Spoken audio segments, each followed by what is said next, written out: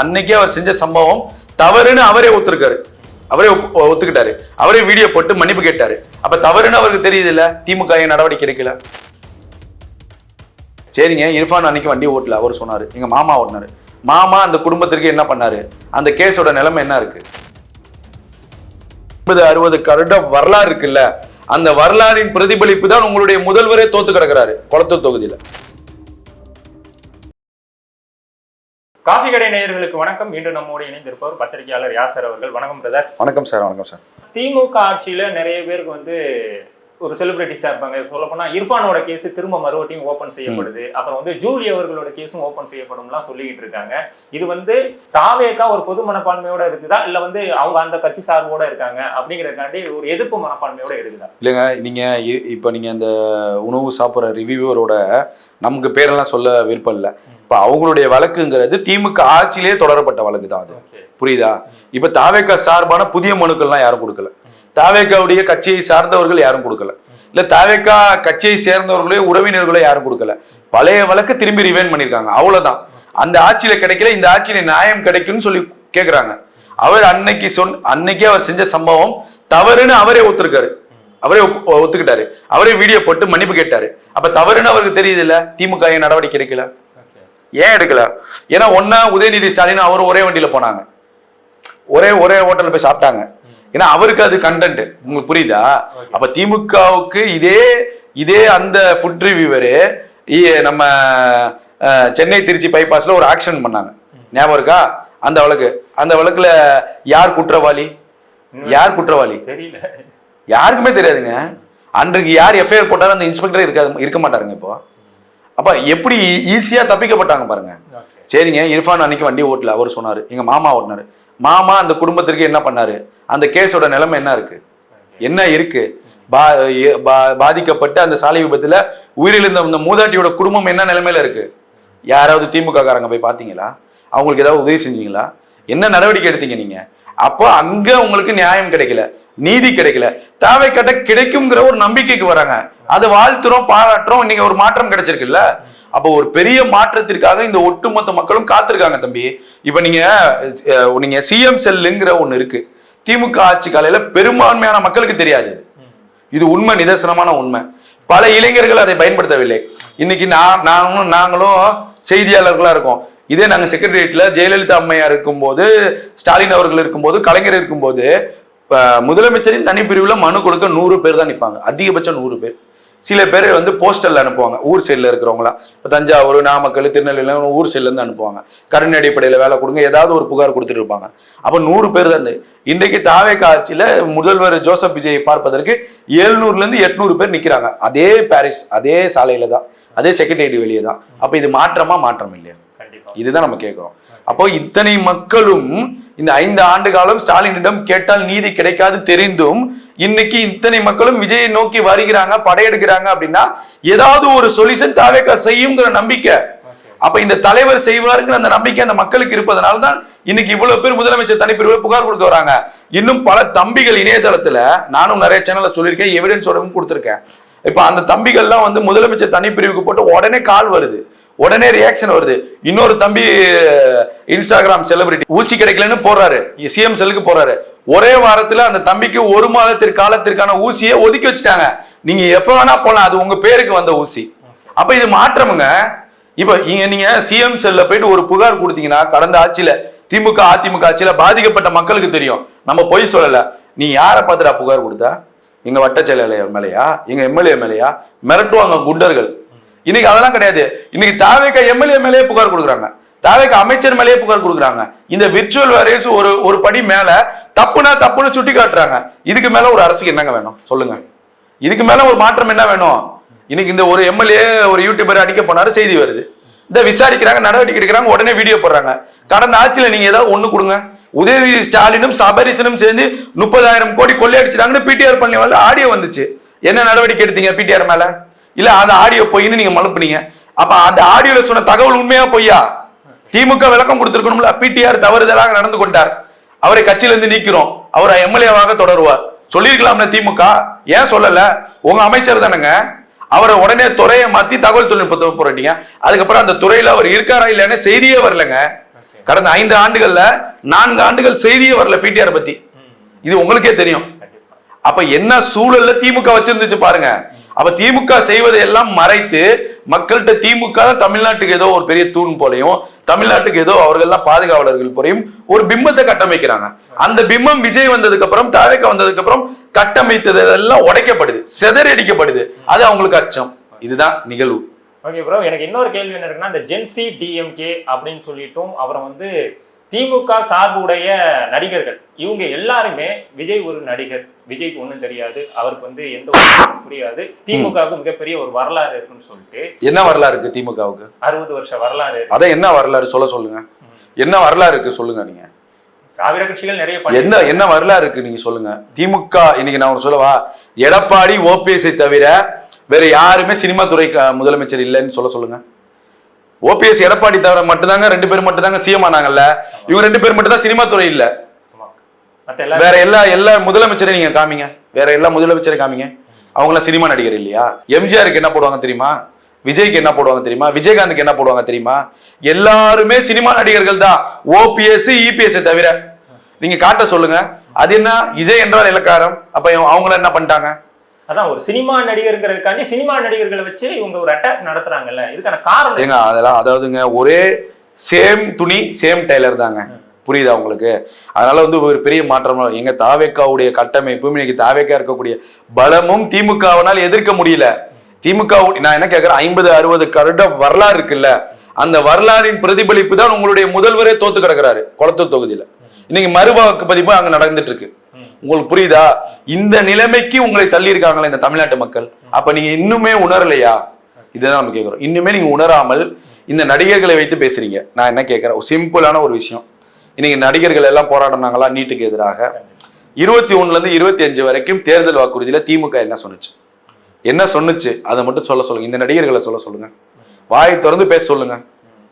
நீட்டுடைய ரகசியம் எனக்கு தான் தெரியும்னு உதயநிதி ஸ்டாலின் சொன்னாரு, பெருமையா சொன்னாரு. அப்ப இப்ப திமுக என்ன தெரியுமா சப்பம் கட்டுது? காங்கிரஸ் வந்திருந்தா நாங்க ரத்து பண்ணிருப்போம். அப்ப நீங்க காங்கிரஸ் வந்திருந்தா ரத்து பண்ணிருப்பீங்கல்ல.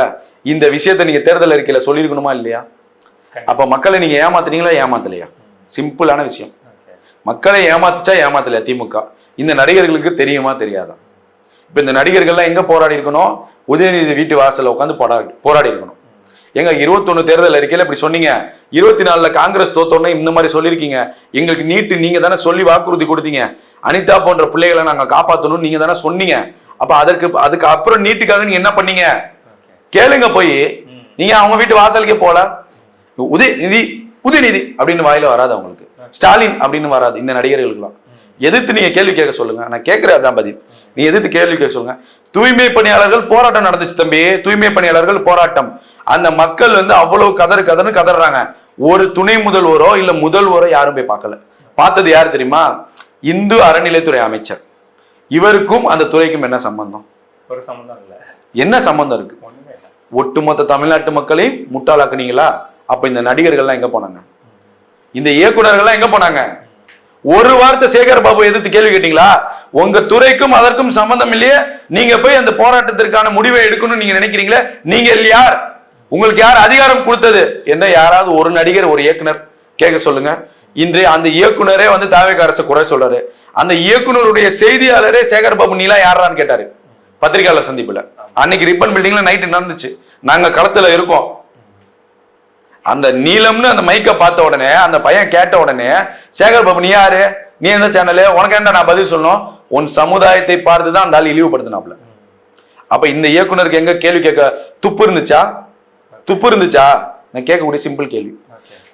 அதே இயக்குனர் மேடையில பேசினார்ல, உங்களுடைய அண்ணன் இறந்து போனாரு ஆம்ஸ்டாங், அந்த வழக்கை சிபிஐக்கு மாற்றக்கூடாதுன்னு மேல்முறையீடு போனது திமுக ஸ்டாலின் அரசு. நீங்க எங்க போனீங்க? ரஞ்சித் எங்க போனாரு? இன்னைக்கு அதே வழக்க தாவேக்கா சிபிஐ விசாரிக்கலாம்னு ஒப்புதல் வாங்கி ஆர்டர் வாங்கி இன்னைக்கு இன்வெஸ்டிகேஷன் ஃபர்ஸ்ட் வீக்ல தொடங்க போறது. சிபிஐ வாங்கி கொடுத்தது விஜய்ங்க. ஆனா அந்த விஜய் அண்ணன் இருக்காருல்ல, அவருடைய வேட்பாளர் இருக்காங்க பாருங்க திருவிக நகர்ல பல்லவி, அவருக்கு எதிராக ஆம்ஸ்டாங் மனைவி நிற்கும் போது வேலை பார்த்தவர் இந்த இயக்குனர். இதெல்லாம் திட்டமிட்டு நடக்கக்கூடிய நெரட்டிவ். இதெல்லாம் மக்களுக்கு தெரியாதுன்னு அவங்க நினைச்சிருக்காங்க. இதெல்லாம் ரொம்ப தவறுங்க. இது ஒரு அற்ப அரசியல் நீங்க செய்யாதீங்க. உங்களுக்காக குரல் கொடுத்து நின்ற அரசு இந்த தாவேக்கா அரசு. உங்க அண்ணனுடைய மரணத்திற்கு நீதி வேண்டும் நீங்க கேட்டதை புறக்கணிச்ச அரசு திமுக அரசு. இன்றைக்கு அதை செயல்படுத்தி காமிச்சிருக்காரு விஜய். நன்றி கடனோட இருங்க, நன்றி விசுவாசத்தோட இருங்க. இதுதான் நம்ம சொல்ல வரோம். ஏன்னா இப்ப தாவேகா நிலைப்பாடு என்ன இருந்துச்சுன்னா, எங்களுக்கு நீட்டே வேணான்னு சொல்லிட்டு தான் இருந்தாங்க. இங்க நடக்கிறது நீட்டு ஃபேருக்கான ஒரு போராட்டம். இதுல நம்ம பெருசா போய் கலந்துக்க முடியாதுங்கிற ஒரு விஷயத்த அவங்க சைட்ல இருந்து அவங்க இல்ல. நீங்க முதல் எல்லா யூடியூப் சேனல் ஆங்கர் எல்லாம் எல்லாமே புரிஞ்சுக்கோங்க. இங்க நடந்தது திமுக நீட்டுக்கு எதிரான நடந்த போராட்டம்ங்கிறது ஒரு பொய்யான விஷயம். நடந்ததே நீட்டுக்கு எதிராகவோ நீட்டை ரத்து செய்யணுங்கிற போராட்டமே கிடையாது. இது ஆர்கனைஸ் பண்ணது யாருன்னே யாருக்குமே தெரியாதுங்க. சிஜேபி இங்க நாங்க நடத்தலன்னு சொல்லி ஒப்புதலே கொடுத்துட்டாங்க. டெல்லியில நடக்கக்கூடிய போராட்டம் மட்டும் தான் எங்களுடைய போராட்டம் அப்ஜித் வந்து சொல்லிட்டாப்ல. அப்ப இங்க நடத்தினது யார்? இதுதான் நம்ம கேள்வி. கனிமொழியை இந்த நீட்டு போராட்டத்தில் பேச வைத்தது யார்? இன்னைக்கு சனம் செட்டியை புறக்கணிச்சிங்கல்ல, கனிமொழியை புறக்கணிக்கல. ராஜ்மோகன் வரப்போ கூச்சல் விட்டது யார்? இந்த திமுகவுடைய ஜென்சி கிட்டு தியாகின்னு நீதிமன்ற வாசல்ல அவங்க அம்மா பேசினாங்க, என் பையன் தியாகி அப்படின்னு சொல்லி. அப்ப இவங்களாம் யார் உள்ள விட்டது? திமுகவை உள்ள விட்டது யார்? தன்னெழுச்சியாக மாணவர்கள் போராட்டம் பண்ணும் போது அரசியல் சாயல் இருக்கக்கூடாதுன்னு மைக்க புடுங்கினீங்களா சனம் செட்டிட்ட? அப்ப கனிமொழியை பேச வச்சது யாரு? கம்யூனிஸ்ட் கட்சி தலைவர்களை பேச வைத்தது யார்? ராஜ்மோகனை விரட்டியது யார்? அப்ப இங்க நடந்ததே போராட்டமே கிடையாது. அதை தெரிஞ்சுக்கோங்க. ரெண்டு விஷயம் இருக்கு. ஒருவேளை சிஜேபி தான் நடத்துது அப்படின்னா சிஜேபிக்கு ஏன் தாவேக்கு ஆதரவு கொடுக்கணும்? சிஜேபி ஒரு கட்சி தானே, தன்னெழுச்சியான மாணவர்கள் கிடையாது இல்ல. தன்னெழுச்சியான மாணவர்கள்லாம் முதல்வர் உங்களுக்கு ஆதரவு கொடுக்கலாம், உங்களுக்கு அறிக்கை கொடுக்கலாம், உங்களுக்கான எந்த விஷயங்களையும் நடவடிக்கை எடுக்கலாம். சிஜேபி என்ற ஒரு கட்சிக்கு ஏன் விஜய் ஆதரவு கொடுக்கணும்? என்ன மனநிலை, என்ன அரசியல் பேசுறீங்க நீங்க? நான் கேட்கிறேன் அதான். சிஜேபிக்கு ஏன் திமுக ஆதரவு கொடுக்கல? ஏன் அதிமுக ஆதரவு கொடுக்கல? ஏன் ஆதரவு கொடுக்கல? அதிமுக போராட்டம் நடத்துறீங்க பாத்தீங்களா? இல்ல, போராட்டம் நடத்தல. சிஜேபிக்கு ஆதரவாக அதிமுக தலைவர்கள் அந்த மீட்டிங் ஏதாவது வந்தாங்களா? திமுக தலைவர்கள் யாராவது காமிங்க. திமுக தன்னெழுச்சியாக தனி போராட்டம் நடத்த முடியுமா? காரி துப்புவாங்க மக்கள். அப்ப என்ன சித்தரிக்கிறீங்க நீங்க? இங்க முற்றிலும் நடந்தது தமிழ்நாட்டில் நடந்தது நீட்டுக்கான போராட்டமே கிடையாது. தயவு செஞ்சு அதெல்லாம் தெரிஞ்சுக்கோங்க. அங்க கேட்டதே மூணே கோரிக்கைகள் தான். நீட்டில் நடக்கக்கூடிய குளறுபடிகள், நீட்டை சரியான முறையில திட்டமிடுதல், சரியான முறையில அதை வடிவமைக்கணும். இதுதான் அவங்க கேட்டது. மூன்றாவது கல்வி அமைச்சர் பதவி விலகணும். இந்த மூணு தான் அவங்க வச்ச கோரிக்கை. இன்னைக்கு கல்வி அமைச்சர் பதவி விலகணும்னு அந்த போராட்டம் காணாம போயிடுச்சா? அப்ப இங்க விஜய் உட்கார்ந்து இருந்தாருன்னா என்ன ஆயிருக்கும் சொல்லுங்க? சொல்லுங்க நீங்க. விஜய் இன்னும் பெரிய போராட்டமா மாறி ஏங்க விஜய் மீது அவதூறு பூசி இருப்பாங்க திமுகவைங்க. விஜய்க்கு எதிரான ஒரு அரசியலை கட்டமைச்சிருப்பாங்க இந்த போராட்டத்துல. உங்களுக்கு புரியுதா? அவர் நான் செய்ய முடியாத ஒன்றுன்னு தெரியுங்க. இன்னைக்கு விஜய் உட்காருவதனாலயோ இல்ல தாவேகாவினர் உட்காருவதனாலயோ நீட்டை மத்திய அரசு தாவேகா உட்கார்ந்துருச்சுன்னா ரத்து பண்ண போறது இல்ல. புரிஞ்சுக்கோங்க. ஏன் புரிஞ்சுக்காம எல்லாருமே பேசுறீங்கன்னு எனக்கு தெரியல. இங்க தாவேகாவுக்கும் நீட்டுக்கும் சம்பந்தமே கிடையாது. அங்க வைத்த போராட்டத்துடைய வடிவமே வேற. புரியுதா? இன்னைக்கு இங்க பேன் நீட் ஒரு உட்கார்ந்தாருன்னா பாஜக காரன் காரி துப்ப மாட்டான். அங்க ஃபேர் நீட்டு, இங்க பேன் நீட்டு. என்னங்க பேன் நீட்டுக்கு முதல்வர் உட்கார்ந்துருக்காரு, அங்க ஃபேர் நீட் நடந்திருக்கு. இது பெரிய குழப்பங்க. இதுல இப்ப இன்னைக்கு விஜய் உட்கார வைத்து, விஜய் தாவேக்கான உட்கார வைத்து இங்க அசிங்கப்படுத்தணும். இன்னைக்கு அசிங்கப்படுத்தினாங்களா ராஜ்மோகனை? அந்த 1 மணி நேரம் அந்த வீடியோ ட்விட்டர்லயும் சோசியல் மீடியால வைரல் ஆச்சுல. அசிங்கப்படுத்தினீங்களா? அசிங்கப்படுத்தினது யாருன்னு பார்த்தா ஜென்சி கிட்டோட தியாகி. அவர் மேல இப்பதான் வழக்கு போட்டு பெயில் வாங்கிட்டு வந்திருக்காரு. நல்லா தெளிவா தெரியுது. அப்ப இதெல்லாம் ஒரு திட்டமிடல். தாவேக்காவை ஒரு மக்கள்கிட்ட ஒரு அதிருப்தியான மனநிலையை உருவாக்கணும். நான் விஜய் அவர்களுக்கு நன்றாக தெரியும், தாவேக்காவுக்கு நன்றாக தெரியும். மத்தியில் ஆட்சி மாற்றம் வரும் வரை, மத்திய அரசு ஒப்புதல் கிடைக்கும் வரை நீட்டை ரத்து செய்ய முடியாது. புரியுதா உங்களுக்கு? செய்யாத விஷயத்தை விஜய் அவர்கள் ஏன் வாக்குறுதி கொடுக்கணும்? அப்ப வாக்குறுதி கொடுத்து செய்ய முடியவில்லை என்றால் திமுக அதிமுக போன்று தாவேக்கா ஒரு குப்பை ஆயிருமா? அதை செய்யாம இருக்கிறது நல்லது தானே? அதை தான் தாவேக்கா எடுத்திருக்கு. அப்ப வரவே இருக்கிறோம். பத்திரிகையாளர்களாக நாங்க பார்க்கக்கூடிய பார்வை நல்ல பார்வையை. தாவேக்கா சொல்லி செய்யாம இருக்கிறதுக்கு சொல்லாமலே அமைதியா இருப்பது நல்லது. உங்களுக்கு புரியுதா? அப்ப நீங்க 29 காங்கிரஸோட கூட்டணி வைங்க. 29 காங்கிரஸ் ஆட்சிக்கு வந்துருச்சுன்னா நம்ம விஜய் அவர்களே பிரஷர் கொடுக்கலாம். ஏன்னா உங்க கூட்டணியில இருக்கு, ரத்து செய்யுங்க. நீட்டுக்காக இந்த இத்தனை மாணவர்கள் தற்கொலை பண்ணிருக்காங்க, நீட்டுக்காக இவ்வளவு விஷயங்களுக்கு ஒண்ணு நீட்டை வழிமுறைகளுக்குள்ள கொண்டு வாங்க, இல்ல நீட்டை முற்றிலும் அங்க ரத்து செய்யுங்க. இந்த 2 விஷயம் விஜய்க்கு அன்றைக்கு அழுத்தம் கொடுக்கலாம். நீங்க எதுவுமே இல்லாம விஜய்க்கு எப்படி அழுத்தம் கொடுக்க முடியும்? மாநில அரசினால நீட்டை கண்ட்ரோல் பண்ண முடியும். மாநில அரசினால நீட்டை முழுமையாக ஒரு வழி நெறிமுறைக்கு கொண்டு வர முடியும்னா 21 இருந்து 25 வரைக்கும் திமுக இருந்துச்சு, அது திமுகவே பண்ணிருக்குமே. ஏன் திமுக பண்ணல? அப்ப எல்லாமே திட்டமிட்ட நெரேட்டிவ்ங்க. தாவேக்கா மீது ஏதோ விமர்சனம் வைக்கிறீங்க. விமர்சனங்கள் இருக்கு, தாவேக்கா மீது குறைகள் இருக்கு, தாவேக்கா எம்எல்ஏக்கள் மீது குறைகள் இருக்கு, தாவேக்கா அமைச்சர்கள் மீது குறைகள் இருக்கு. அதை எடுத்து பேசுங்க. அந்த போராட்டத்தை வீரியமாக்குங்க. முதல்வர் பார்வைக்கு கொண்டு போங்க, முதல்வருக்கு அழுத்தம் கொடுங்க, மக்களுக்கு நல்லது நடக்கட்டும். இப்படி பேசுங்கன்னு நம்ம சொல்ல வரோம். ஓகே பிரதர், ஃபைனலா நான் ஒரு கேள்வி கேட்கிறேன். என்னன்னா இப்போ வந்து உதயநிதி அவர்கள் வந்து ஒரு விஷயத்த சொல்லியிருக்காராம்.